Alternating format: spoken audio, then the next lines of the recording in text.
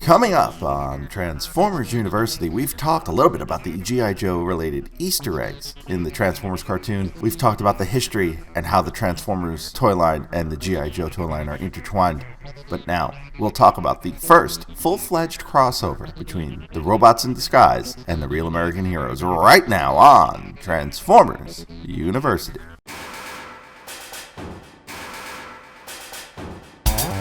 Hello, my friend, and welcome to Transformers University. I am your host, Anthony Brucali, owner, operator, madman behind TFU.INFO, the website, this podcast, TFU News and Views, the YouTube channel, the social media, and everything TFU.INFO related. I want to welcome you to episode 82 of Transformers University. 246 total change. Right now, if you're listening to this when it's released, you're probably in some sort of stay-at-home order, like I am, and like how most of the United States and the world is right now. And I just hope this show finds you well, finds you and your family well, and is a good distraction from all that is going on. And I hope you stay safe and always wash your hands. Now, before we get into the show, I do want to give a quick shout-out to our newest patron at the freshman level, longtime Transformers fan, Dave Van Domelen. Now, if you're not familiar with Dave Van Domelen's work in the Transformers fan community, he was basically the original online toy reviewer. He had the best reviews on alt.toys.transformers. And before there was YouTube, before basically any other platform, there were DVDs reviews on ATT, and neither of those acronyms stand for what you usually think they do. So I just want to welcome Dave. I'm so glad he is joined our Patreon over at patreon.com/TFU.INFO. And normally this is where I would pitch you on joining the Patreon, but I'm not going to do that right now. The world is a very crazy and weird place right now.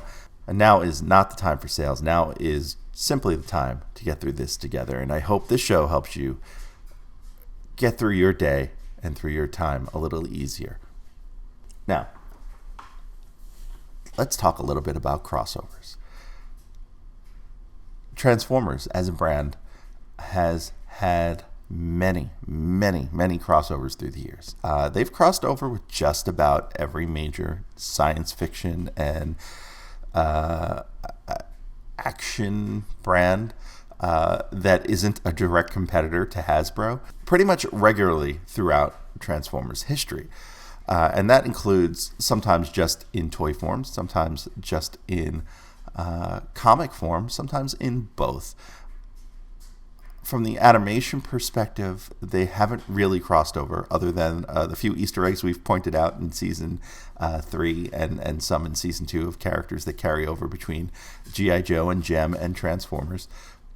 But there really have been so many properties that Transformers has crossed over with. They've crossed over with Star Wars in toy form in two different instances that I can think of. The Crossovers toy line and a Tactics, which was a game toy line.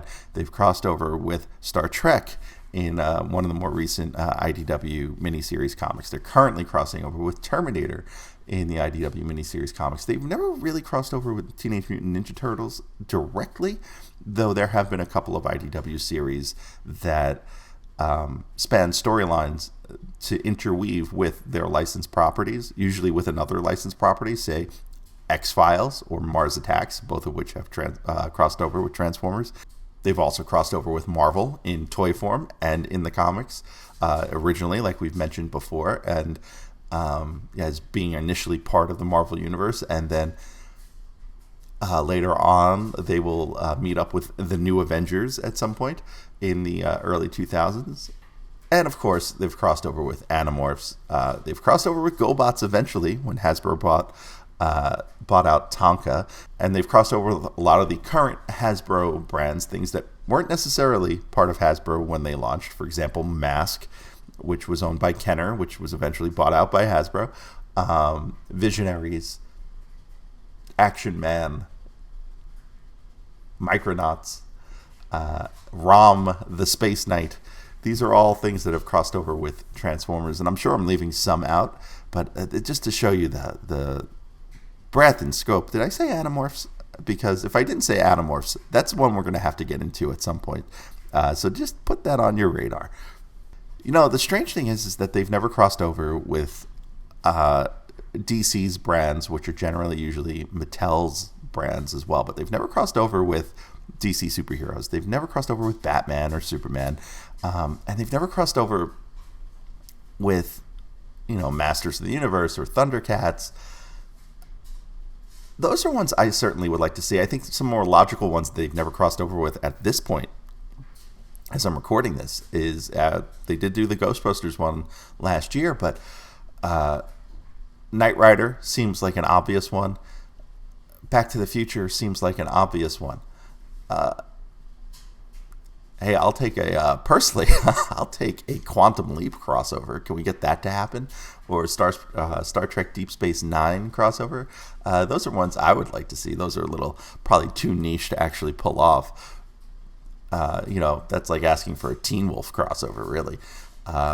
Or as Brian Kilby over at Radio Free Cybertron really wants to do, a Sanford and Son crossover, which if you go all the way back to episode 4 of this show, meet the cast of season 1, I do have a clip of Scatman Crothers, the voice of Jazz, and his guest appearance on Sanford and Son.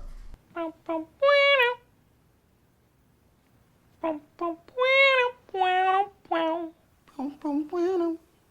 what I'm talking about.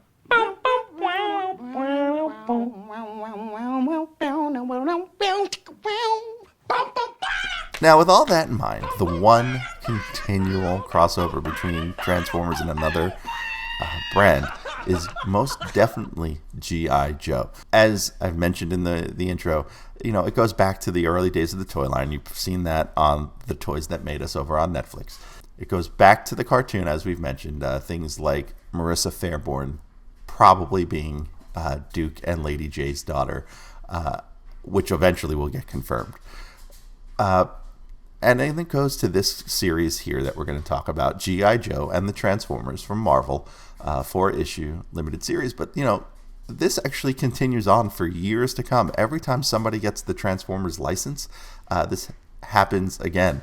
When we get into Generation 2, before Marvel let go of the Transformers and G.I. Joe licenses, there was another crossover. Before the Generation 2 comic launched, it pre-launched within the pages of G.I. Joe.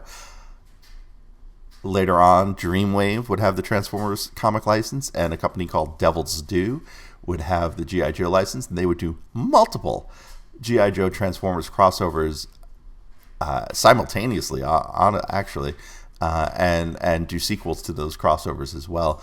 And then IDW would do it with their combined universe and with such great books as Revolutionaries. If you didn't read IDW's Revolutionaries, where that was kind of an amalgamation of various Hasbro brands, and the G.I. Joe book at that time too, both of them were really good.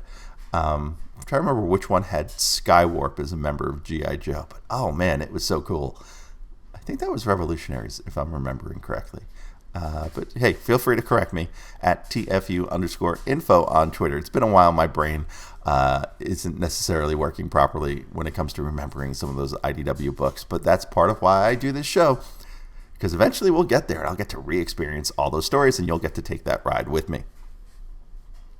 Now, let's re-experience some of these stories and just... some of my memories of this book, before we even get into what was in it in this 4-issue miniseries, I remember a couple things. One, I remember being disappointed with it after reading it. And we'll get into that as we wrap up, I think, how I feel about it now. But I remember the first time reading it, thinking it wasn't what I expected and it wasn't what I necessarily wanted. And this is probably, 10-year-old me. The other thing I remember, my older cousin kind of telling me what happens in this first issue about a certain major character getting killed. And I think that drove me to want to read the series, because it was certainly not something I expected. And it's kind of presented here on the cover. of issue 1, which is called Blood on the Tracks. Now, another interesting note about this series, this storyline didn't appear in the Marvel UK run until issue 265 through 281, and that's all the way 4 years in the future from where we're covering in 1990. And it was presented as an alternate continuity. It was not presented as part of that UK mainline continuity. Now, in issue 1 of Blood on the Tracks, this one is written by Michael Higgins, who you may remember as the letterer all the way back in Transformers issue number 1. Art by Herb Trimpe. Inks by Vince Coletta. Letters, we got a newcomer to Transformers with Joe Rosen. He was a longtime letterer for Marvel and DC. He lettered Secret Wars number 8 and Amazing Spider-Man 252, which were the earliest appearances of the black costume. And personal favorite of mine, he was the letterer on Incredible Hulk 377. That is the one where the Gray Hulk and the Green Hulk become the smart 24-hour Green Hulk, where he's all of them combined into one body and never changes.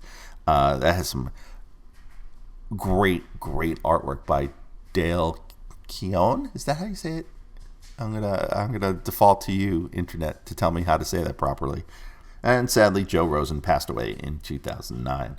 Colors on this book, of course, by Nel Yomtov, and edits on this one, combined team of Bob Harris and Don Daly. Now, Don Daly is the regular Transformers editor, and in this crossover, Bob Harris was the G.I.Joe editor. He was a longtime writer and editor at Marvel, would become editor-in-chief in the mid-90s. Now, issue 1 starts out in Seattle, Washington, where a protest at a solar nuclear power station is occurring. Not exactly how solar nuclear power works, but there is an item here called Power Station Alpha, and it's being guarded by the Joes, and this is our MacGuffin for the next 4 issues. General Hawk arrives with a motorcade, including Senator Barbara Larkin. Hey, how you doing? My name's Barry Lincoln. And it's clear these two are not working out. They are flirting. No, they were doing a military press. At the Ark, Optimus sends Bumblebee to inspect and guard this power station, and Bumblebee is kind of bummed with this kind of crap job duty. At the protest, the Dreadnoks are bored and decide to raid the power station. They quickly realize they're overmatched and barter an escape with a human shield. On Cobra Island, Cobra Commander is not happy because he is watching the stupid Dreadnoks give away the fact that Cobra is interested in Power Station Alpha. At Decepticon headquarters, Megatron also sees the news. Everyone's watching the news. It's like they're, under stay-at-home orders, I guess. And he sends Bombshell and Dirge to the power station. Now, back at the power station, the Alpha unit transforms from this weird station thing into a jet-shaped thing. And Bombshell arrives and sees a little boy, not a little boy, I guess he's a young boy, playing with Junkyard, the G.I.Joe dog, and decides he's going to fire a Cerebro shell into this little kid's noggin. This little kid is named Anthony Durante, and he is there with his mom. Anthony! With the Cerebro shell implanted, he sends Anthony towards Power Station Alpha. Bumblebee sees this, radios the Ark, and Optimus sends in the Aerobots. Back at Alpha, Anthony is about to be run over by the rolling Power Station Alpha. Bumblebee transforms into robot mode to rescue him, and does so, and drops Anthony off with his mom as Snake Eyes swoops in and takes over the controls of the power station and shuts down the machine. Just then, the Joes draw their weapons on Bumblebee, not knowing him and not knowing what he is up to, and not wanting to risk Power Station Alpha, they blow him up, just as depicted on the cover and just as ruined for me by my cousin. And just as they do this, Bombshell infiltrates Power Station Alpha as Superion arrives. The end. So we end with Bumblebee in pieces, presumably dead, and Superion on site, not happy. And that takes us to issue number 2, Power Struggle. Now, the creative team will stay the same on the interior of the books for the entire run. We will talk a little bit about cover artists in issues 3 and 4, but issue 2, it's all the same, folks, as issue 1, and it starts with the Joe's attack on Superion. And the Joes, they're having no luck with Superion. He is just too powerful. He's not attacking back, but he is being fired on by the Joes, but leaves quickly after Blaster radios him with news of Optimus Prime's, quote, assassination. It's not what assassination means, but Optimus Prime had died in issue 24, which we covered last episode of this program, and in the aftermath, Hawk assigns Mainframe the task of taking all of Bumblebee's leftover parts and inspecting them. Hawk then goes to visit Senator Larkin Very Lincoln at the hotel. The Decepticons, still spying, watch Power Station Alpha and reveal that Bombshell has control of it with a Cerebro shell. Cobra is watching too as it flies off into the air. And this happens on a page where Hawk and Larkin feel the blast off in some not so subtle symbolism. There are no stairmasters or treadmills in this room. They are definitely not working out. No, they were doing leg squats. Back at Cobra headquarters, Dr. Mindbender uses his control helmet to reach out to Power Station Alpha and overtake it, overriding Bombshell's Cerebro shell. The Joes, they take to the air and decide to give chase to the power station. Now, at a farmhouse in Washington, Anthony Durante, the little boy who had a Cerebro shell implanted in his head, all of a sudden has brown hair. He was blonde in the last issue. And is kind of catatonic. And he's sitting in his bedroom playing with his Bumblebee action figure. That's a little meta for me, but let's just say it's a toy that kind of looks like Bumblebee. Now, this air battle will ensue over Power Station Alpha, and nearby the air battle is a yacht that belongs to and contains the Autobots' human friend, GB Blackrock. Cobra decides to threaten the yacht in order to get leverage on the Joes and commandeer Power Station Alpha. As the Cobras fly away and the Joes tend to the folks on the yacht, Dirge is in the air following the Cobras. Joes rescue the yacht passengers, and GB Blackrock clues them in to the battle between the Autobots and the Decepticons. Back on Cobra Island, Power Station Alpha arrives, and so do Dirge and Bombshell with an offer for Serpentor. At the hospital, doctors find the Cerebro shell in brown-haired Anthony's brain, and they need to remove it. We cut back to Decepticon headquarters, where Shockwave and company are planning a betrayal of Cobra. What they don't know is that Dr. Mindbender planted a listening device on Dirge and is hearing the whole thing. And that wraps up issue 2 of G.I. Joe and the Transformers. Now that takes us to issue number 3. As I mentioned before, the interior creative team, all the same, but this one features a cover by Al Milgrom. Al Milgrom was a co-creator at DC of the character Firestorm, along with Jerry Conway, who wrote a number of G1 episodes. I think we covered one a little ways back on season 3. Milgrom was a longtime writer, penciler, inker for Marvel. Among his accomplishments, he was the penciler on West Coast Avengers Ongoing, which he worked on from issue number 1 all the way to issue number 37. I'm 37? And issues 39 and 40. For more on this story, Ashes to Ashes is the title, we're going to toss it over to my favorite shipwrecked sailor, the one, the only, Gabriel Owens, the Salty Seaman. Hey folks, Gabriel Owens, the Salty Seaman here, reviewing G.I. Joe versus Transformers number 3. This was the first issue I had as a kid of the series. It'd be many, many years before I would even read the first 2. So I jumped into this late. I believe I read this not too long after I read the previous issue of Transformers. I just reviewed on a TFU not too long ago from this, where Megatron fought the Predacons, and there was a mention, Shockwave mentions of telling Cobra, hey, we're moving our base of operations. I think that was my first clue. It was like, oh, they're doing something with G.I. Joe. Makes sense. They're both Hasbro properties. They're both at Marvel Comics.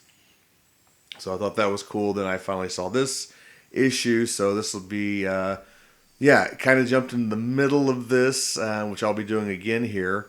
I don't remember the plot line to the Joe Transformer crossover. I do know disturbing image of Bumblebee to be found in here. So let's go and review G.I. Joe and the Transformers number 3. I really like the cover.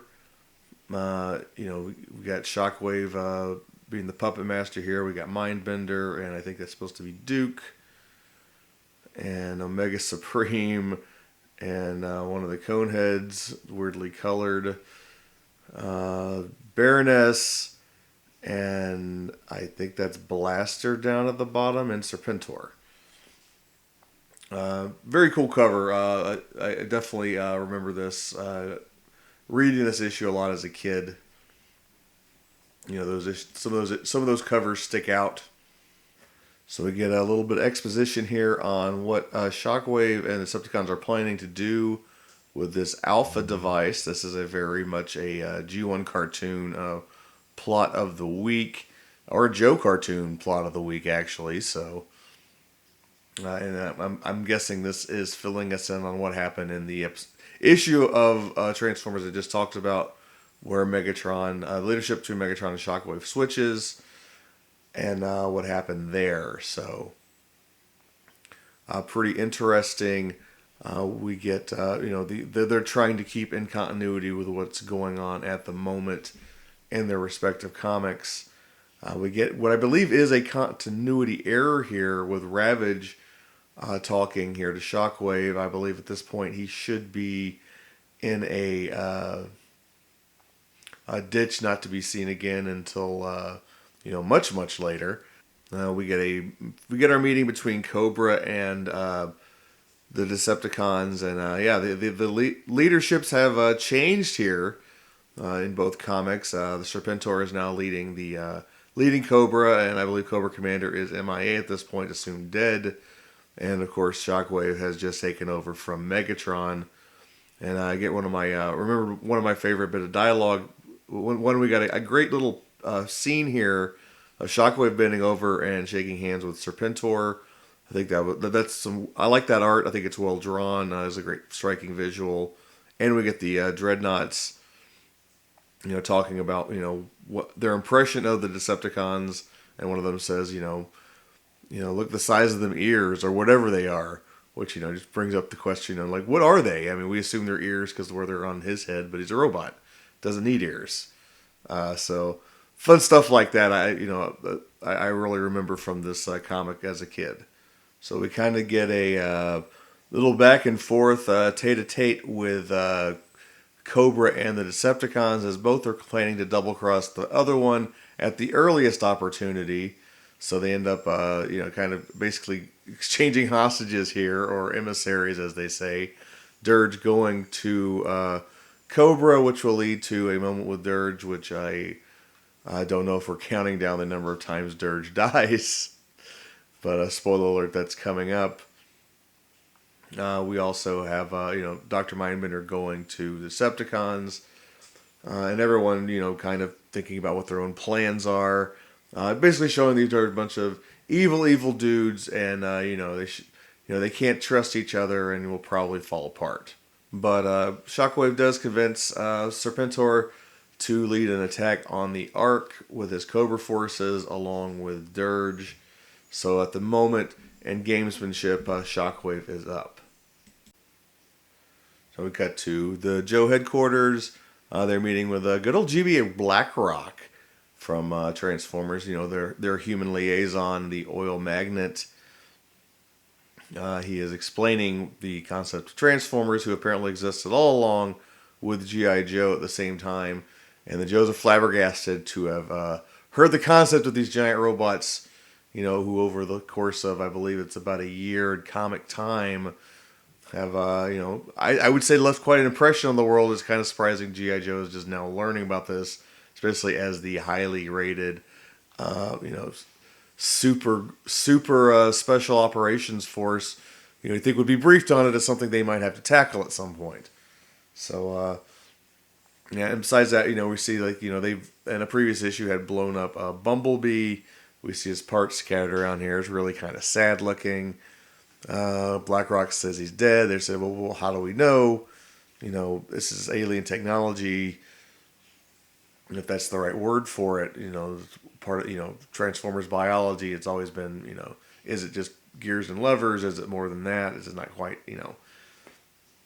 it's always been kind of a weird thing when you talk about sentient robots. But regardless, they're not quite ready to give up that Bumblebee is dead. And then we cut to a recap of the funeral for a friend. The Autobots sending off Optimus Prime into space, and we're showing us is that all these crazy changes are going on in these kind of the comics, so like all at the same time, and they're trying to do a crossover. But that always happens in Marvel comics anyway, so I think they're pretty used to it. But we get a recap of what happens to Prime, and I believe the dialogue here is different than what it was in the Transformer comic version of this. So we get a lot of crossing plot lines here. Jumping really quick, we have Hawk coming into an emergency meeting at the Pentagon when he wants to meet up with his girlfriend, or want-to-be girlfriend, Senator Larkin.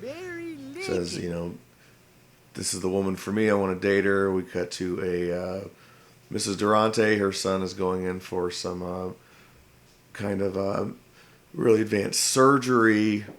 I remember reading as a kid, like, this is all very confusing. I have no backstory on any of this. And I was reading Joe and Transformers at the time. So some of this was just like, what are they talking about?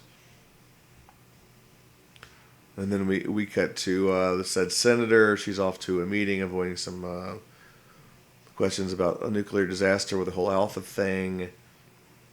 Moved to her having a lunch. It ends up being the Baroness, even though they kind of hide it for the first couple of pages. She's basically being blackmailed by Cobra, and what looks like to be a reporter is trailing her and has got all the dirt he needs on her. And we cut back to what's going on at the Ark, because remember the Cobra was going to take a shot at the Ark for the Decepticons to kind of prove their loyalty to them, I suppose. So now we get to that part of the comic. So the Cobra attack on the Ark goes about as well as you'd expect, which is always why this is kind of a weird, how they try to, even the playing field here when, pretty much established as high tech as Joe and Cobra are for normal technology. They're not in the Transformers League. And Serpentor's forces start taking a pummeling. Now we cut back to the Pentagon and seeing what the mission with Hawk was all about. So it turns out the person following the senator was Agent Khrushchev, who shows Hawk damning evidence of his lady to be canoodling with the Baroness. He can't believe it. And more arguing over the MacGuffin here, the Alpha device. We have a cut back to the fight between Cobra and the Ark. Still going really badly for Cobra, but now Serpentor is challenging Dirge's Robo-Balls here. It's like, hey, I don't see you jumping into the fight either. So it's like, well, that's because I was just waiting to do it now. And, typical Serpentor, he takes off, so Dirge follows. And we cut to the young boy who had a Cerebro shell implanted in him. I totally forgot about this part of the plot line in the story. And definitely when I read it originally, it made no sense. I'm like, okay, I definitely missed a story here. But the doctor manages to pull it out of the kid's head. As he's touching it, Dr. Mindbender witnesses Bombshell reacting to the Cerebro shell being poked at some thousands of miles away. Okay. So we'll cut back to the Joes, who Mainframe, who's blonde in this comic, by the way, been throwing me off. Gets Bumblebee back online, at least a voice and one presume a brain section. Even as a kid, I assumed this was going to lead to Goldbug, because I believe the Throttlebots were already on the shelves, and everyone, the word was out, oh, Goldbug is a upgraded Bumblebee. So then we cut to Hawk finally confronting his would-be girlfriend, the good senator, And some really good artwork here. You know, he kind of giving her the stank eye. You know, it's like, I knew it. You've been messing with Cobra and Little Johnny and Gimpy Joe. You know, and he's just, you know, really reading her the riot act here. And I really like this page here. So back at the Ark fight, Serpentor double crosses Dirge and blows him up. He is dead here, completely gone, blown to smithereens. Serpentor is basically double crossing them, and he basically jammed his frequencies, and it makes no sense. I thought it was kind of a lame little Deus Ex Machina from Mr. Serpentor here. So never bought that, but you know, whatever, moving the storyline along. And we end the comic with the Decepticons double cross going into effect, and them launching the Alpha device without Cobra's knowledge. Serpentor had kind of foreseen this, and he had already set up a meeting between himself, the Joes, and the Autobots. You know, and they get together and prepare as some strange bedfellows to fight the Decepticons in issue 4. Certainly it was a weird issue to get dropped in on. You know, being a guy who read both comics, you know, pretty regularly, seeing them. You know, this is a lot of. There's some plot lines from the comics brought in. Obviously, you know, Serpentor's in charge. Shockwave just took over. Optimus Prime just died. And they're trying to keep them reflected in all the comics, which is, you know, always like that when they go out of their way to say, hey, this is all ongoing. But at the same time, like, it has a bunch of internal plot lines going on here that aren't in the other comics. But anyway, a fun trip down memory lane. I like this issue. It is very strange, but I like it. I really like the art in here. I forgot how good it was. I'm sure Ant will give the props to the artiste on this. And that's all the Salty Seaman has got for now. And I'll catch you freaks on the flip side. Peace. And of course, you can catch Gabe on his YouTube channel at youtube.com/recharge138. So some of the things I feel like I should point out about this story. Early on, we have Shockwave telling Ravage about how Alpha is going to destroy Earth with multiple natural disasters all happening simultaneously. This sounds a lot like the Kid Stuff books that we've covered in previous episodes. Also, some of the pages in this book have more text on them than most modern comics have in the entire book. There are definitely pages in this book that have more text than any single issue of the entire run of The Walking Dead. Also, I think funny here is at Optimus's funeral, the way they drew Omega Supreme looks like he has a handlebar mustache. It's very weird and very bizarre, and if I don't use it as the thumbnail for this episode, I am totally going to post it up on Twitter, so make sure you catch that at TFU.INFO. Also, Dirge is killed by Serpentor in the story, and Dirge will stay dead in the US run until Generation 2, so he's pretty much going to stay dead for the rest of the US series. And one thing I noticed, holy crap, Senator Larkin, Barry Lincoln, is staying in room 213.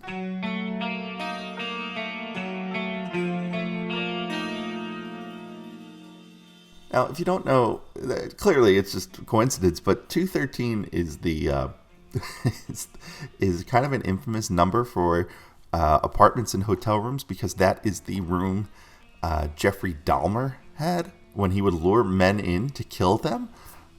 Now, Senator Larkin is certainly not a serial killer, but that scene seems to have a profound impact on our next contributor.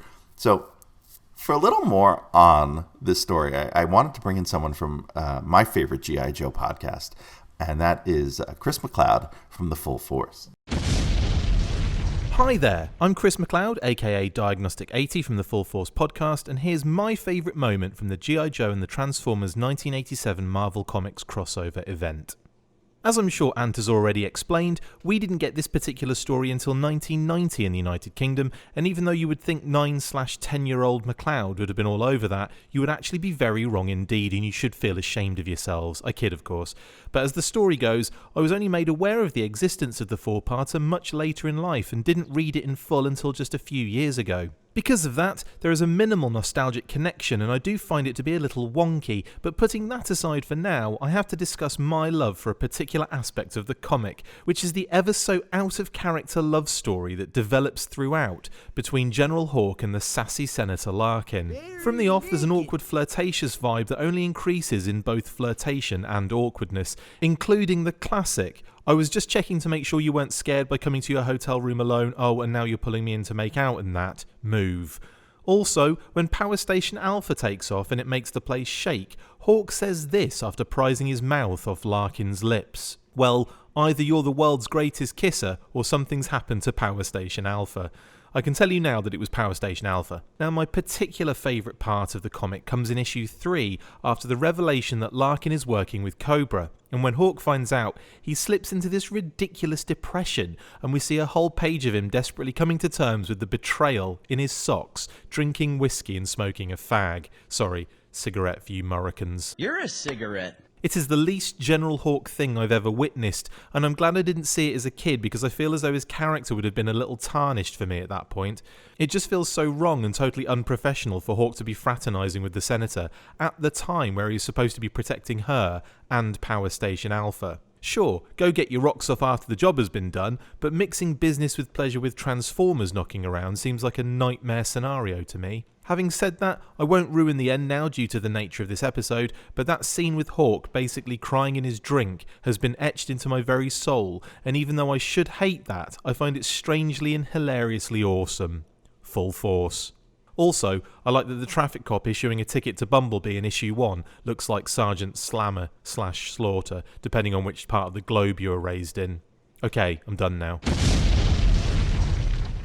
Now you can catch Chris on his show, The Full Force. It's on YouTube. It's basically anywhere you listen to this podcast, and of course on Twitter at The Full Force. It is a great G.I. Joe podcast. All sorts of news. Chris keeps everything up to date. He fires off so many news bursts that it's almost hard to keep up with him sometimes. I was on episode 300, speaking of crossovers, just recently, reviewing the first issue of Transformers versus the Terminator from IDW Comics. So if you want to hear more of me, swing on by that pod and give episode 300 a listen and stick around because Chris does great work. And that takes us to the final story in this 4-issue limited series, All Fall Down. And this features a cover by Tom Morgan. He was the inker back on issue number 16 of the regular Transformers series. You can find more about that back in episode number 57 of this show. Now the Autobots, the Joes, and the Cobras are united, ready to take on the Decepticons, and there is a giant earthquake because Alpha is boring into the Earth. Shockwave orders Bombshell to kill Dr. Mindbender, and as he's about to, he gloats about wanting to use the Cerebro Shell to have Dr. Mindbender rip himself apart. Just then, Bombshell is shot in the back by the Baroness. Baroness and Dr. Mindbender flee inside of a Rattler with Bombshell in Dr. Mindbender's pocket. At the Joe base, Ratchet arrives to repair Bumblebee. Mainframe calls him Dr. Ratchet, and it is misspelled in the text here with 2 T's at the end. So Dr. Ratchet gets to repairs on Bumblebee as the Baroness and Dr. Mindbender arrive. Mainframe, he's working on figuring out what this little thing is that he found in Anthony Durante's head, the Cerebro Shell, and it causes Bombshell to transform, which fortunately for Dr. Mindbender, he put him on a shelf right before that happened. That would have been bad if it was still in his pocket, right? And wow. Remember I mentioned about a lot of text in the last issue? The next page where they break down the plan has so much text on it. It probably has more text than art on it. We find out that Serpentor and Hawk are on a conference call. That's basically the gist of the page, and they have a sneak attack to destroy Power Station Alpha over at Joe headquarters. Bumblebee is fixed. They've repaired him. His face looks different, and he now wants to be called Goldbug because it is a name with more dignity and respect. What? There's no explanation to it. That's just what he says. He's like, I want a name with more dignity and respect. How about Goldbug? When we get to covering this in the TV side, it's just as ridiculous, but there's not the ridiculous justification that we're seeing here. And Michael Higgins does nothing to kind of improve on this, where we know he's certainly capable of flooding a page with text, doesn't bother to flood this thought process with any sort of backup. But moving on, Hawk unveils his plan. It's going to be Scarlet and the Baroness to intercept Alpha, and Goldbug will drive them there. In Phase 2, everyone is going to have an air assault on the Decepticon base. We see that happen, and the Decepticons send in Devastator, and they send Starscream and the Jets. Wait a minute. So there's a couple issues with this. One, Thundercracker, Skywarp, and Starscream were all blown up in issue 19, which we covered back in episode 57, and they are all captives at the Autobot headquarters, at the Ark. They were blown up by Omega Supreme. That's the first problem with this panel. And again, does nothing to address this, at least in the UK. Like, we saw everyone get broken out and eventually returned. They do nothing here to kind of mitigate that. Second, when the Jets take to the air, they list off 5 of these Seekers. They list off basically Starscream, Thundercracker, and Skywarp, and Ramjet and Thrust. No Dirge, because he's been blown up, so they were accurate there. And they also list Laserbeak. We don't see Laserbeak, but we see 7 Seekers take off. So if you account for the 5 Seekers here, even if you account for Laserbeak, there's 1 extra. But there's 2 extras here, and we have no idea who they are. So feel free to fill in the blank with your favorite non-main 6 Seekers of your choice as to who the other 2 are.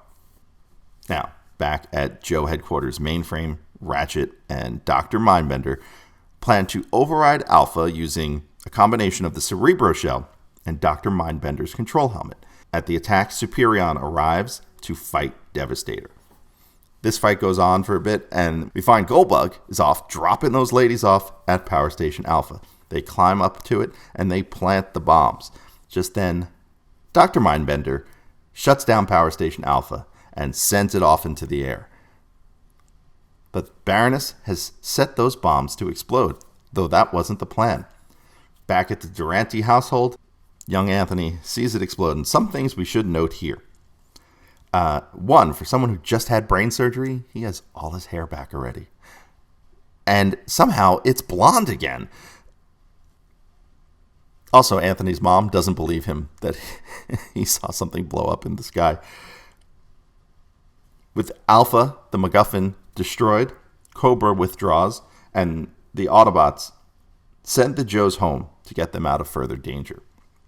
I assume the Autobots flee here as well, and that is the end of the conflict, and pretty much the end of the story, but it leads to our epilogue. We find Hawk watching Senator Larkin's perp walk as she's being escorted to a limo by MPs. We also see the sights of a gun circle around her, and she is assassinated, proper use of that word this time, by a Cobra gunman as the Baroness watches off in the distance. We end with Hawk visiting Larkin's grave. And that wraps up G.I. Joe and the Transformers. This story is so, I don't know, disjointed. Like, for there's lots of text. There's explanations of some things and not of others, and the things that are explained aren't explained very well, like the plan to take out Alpha, and this whole story just doesn't sit well with me. It's a bad first attempt at a G.I. Joe and Transformers crossover, something that I feel like, I don't know if it was rushed or what, or if maybe Michael Higgins just wasn't a good writer at the time. It's not a good book overall. It's certainly skippable, I'll say that. It's also very readable if you just want to watch a car crash. So that said, if you want to pick it up, I will put a link in the show notes to Amazon to pick up a trade on this. And that will wrap up this episode of Transformers University. Now, of course, there are so many ways to keep up with the show, be part of the show. I'm just going to list them off. I'm going to leave it to you to go and check them out. If you want to help contribute, two easiest ways. Patreon.com/TFU.INFO. Sign up today. Or TFU.INFO/Amazon. This way, if you're buying your toilet paper or whatever else you need, they kick back a few pennies our way. Want to keep up with me? Twitter @TFU_info. Facebook.com/TFU.INFO. Instagram.com/TFU.INFO. And of course, the YouTube channel, youtube.com/TFU.INFO. Website updates are coming along nicely. I'm working on 2003 and getting that into order. There are a lot of toys in that year. Holy crap. That said, I'm about halfway through, maybe a little less than halfway through. But I finished all the Autobots. Now I just got to do all the Decepticons and all of the Minicons. But through 2002 is up on the site, www.tfu.info, world's longest running Transforming Toy archive. Next time on the show, we're still staying in 1986. We're going to start really wrapping up our coverage of that year. And we're going to dive into two topics that don't really have a lot for one episode, but together they do make one episode. And that is the online fandom in 1986 and Transformers merchandise around the world. It was the year of the movie. There's a lot of merchandise, and I'm going to just touch on a few of the more interesting ones and a few of the more long-lasting impressions from that year. So until next time, I am your host, Anthony Brucali, owner, operator, madman behind TFU.info. See ya.